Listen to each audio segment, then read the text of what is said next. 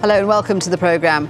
It seems Africa's longest war will be going on a little longer after Uganda's rebel leader failed to turn up to sign a peace deal. Joseph Kony, who heads the Lord's Resistance Army, says he wants clarification on how the government will deal with criminal charges that are being brought against him and other rebels. A signing ceremony had been due to take place near the Sudanese border with the Democratic Republic of Congo. Our correspondent Yvonne Ndege was there. The Vice President of Southern Sudan, who's literally just a few meters behind me, is confident that this signing will take place. Bear in mind that Joseph Kony is on the scene. We're told that he's less than a mile from where I'm standing at this very moment. And people are saying, well, that's evidence that he is serious about peace. But there are those who are saying he has known about this date, the 10th of April, as the signing date for many weeks now. And the fact that he hasn't shown up is a sign that he isn't serious about peace. Bear in mind also that the International Criminal Court has indictments against Joseph Kony, and this will give them a degree of renewed confidence about prosecuting him. The Ugandan government and the LRA have been engaged in negotiations and discussions to come about their own method for dealing with the LRA and for dealing with Joseph Kony. What we're being told by representatives of Joseph Kony who are here today, and of course the Ugandan government and also representatives of the UN and the African Union, that this peace deal will happen, only that it will happen tomorrow. Well, years of brutal war earned Kony's LRA a terrifying reputation. His group stands accused of murder, rape, torture and kidnapping children to use as soldiers.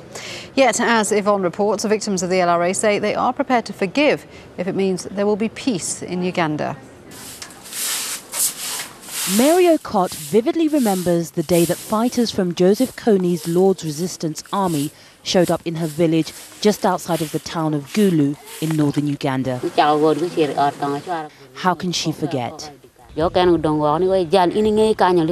began by asking for money. I pulled out all I had, 60,000 shillings, but they had demanded more. I told them I did not have any more. They became angry. Then they ordered a kadogo, a boy soldier of about 9 or 10 years, to cut off my lips. After, he picked up all the pieces and threw them into a burning fire.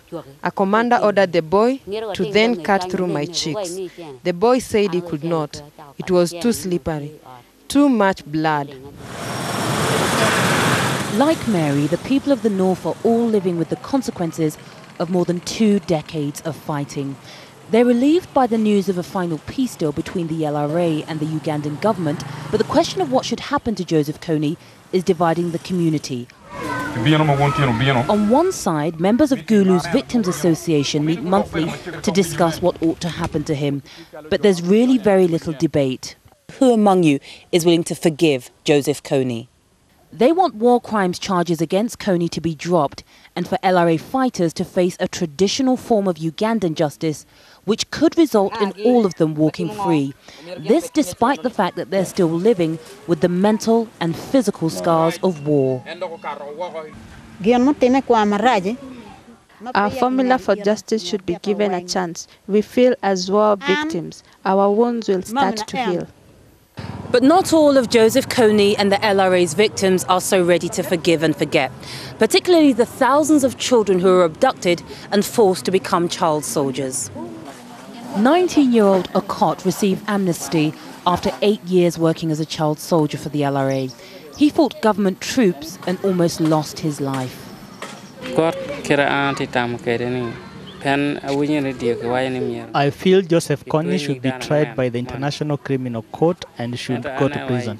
He is individually responsible for directing the commanders who have been indicted along with him. The war ruined my future, especially my education. I would not have been like this if I were not abducted by the rebels. I killed as a child, and I feel this experience has traumatized me. Victims on both sides of the conflict have received little or no compensation from the Ugandan government, money that could help them rebuild their lives. With the chapter on the Lord's Resistance Army now closing, they worry that they never will. Yvonne Ndege, Al-Jazeera, Gulu, northern Uganda. US President George Bush has announced that troop withdrawals from Iraq will stop once the initial drawdown is completed in July. It comes after the top US commander in Iraq recommended a 45-day strategy review in July. Bush also announced that tours of duty in Iraq and Afghanistan will be reduced from 15 months to a year.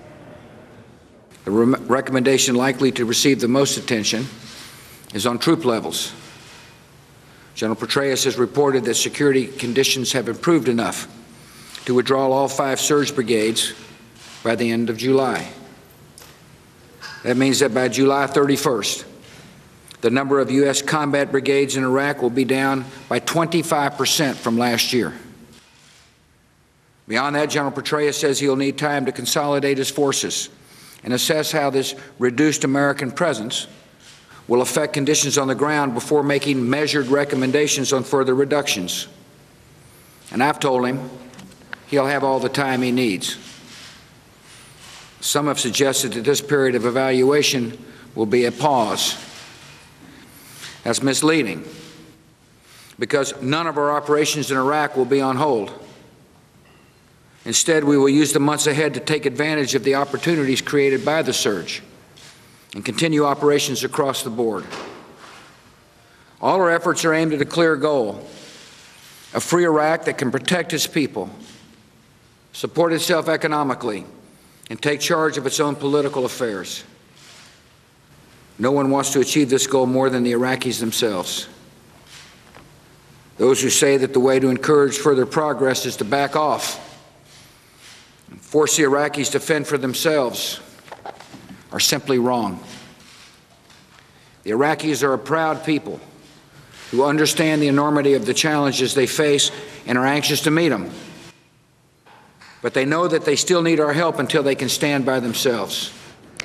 Well, Al Jazeera's James Bays has been reporting on Iraq since before the 1991 Gulf War, and he was there as Saddam Hussein was overthrown 5 years ago. Here's his look at how the map of Baghdad, once a city made up of ethnically mixed neighbourhoods, has changed since the invasion. From the air, Baghdad looks much as it always has. This is one of the most populous cities in the Middle East, home to more than 6 million people. But once you get on the ground, you see that the city has been transformed in the last 5 years. This is the reality of life in Baghdad now.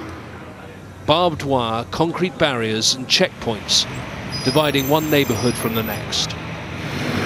Iraqi police, Iraqi army, American soldiers, militiamen and private security contractors. Men with guns are everywhere. In Saddam Hussein's time, in many neighborhoods, Shias lived next door to Sunnis, Kurds alongside Arabs.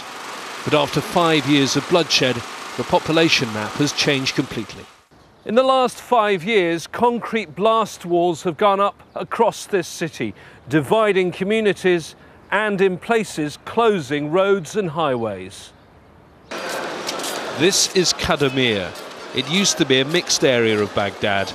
Now only Shias live here. My mother is a Sunni and my father is a Shia. And for the last 40 to 50 years, we never heard of Sunnis or Shiites. We used to live in peace together. On the opposite side of the river from Kadamir, the neighborhood of Adamir.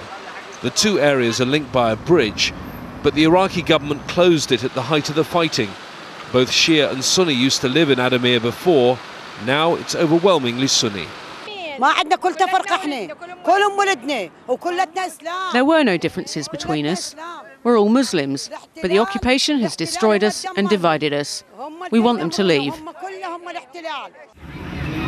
This is now the only way for people to get between Kadamir and another Shia area, Greyat, on the other side of the Tigris. Before the US invasion in 2003, they would have driven there. Now that's not safe. In the last 5 years, this city has been divided as never before. James Bays, Al Jazeera, Baghdad. People in Nepal have turned out in their millions to vote in the first elections there in almost a decade. Voting, however, was marred by isolated incidents of violence, with at least 3 people reported killed. The elections are for a special assembly which will rewrite Nepal's constitution. That's expected to lead to the end of the world's only Hindu monarchy and bring democracy to the country. It's the first time former Maoist rebels have been brought into the democratic process, as Jane Dutton reports from Kathmandu. 17 million people have had their first chance to vote in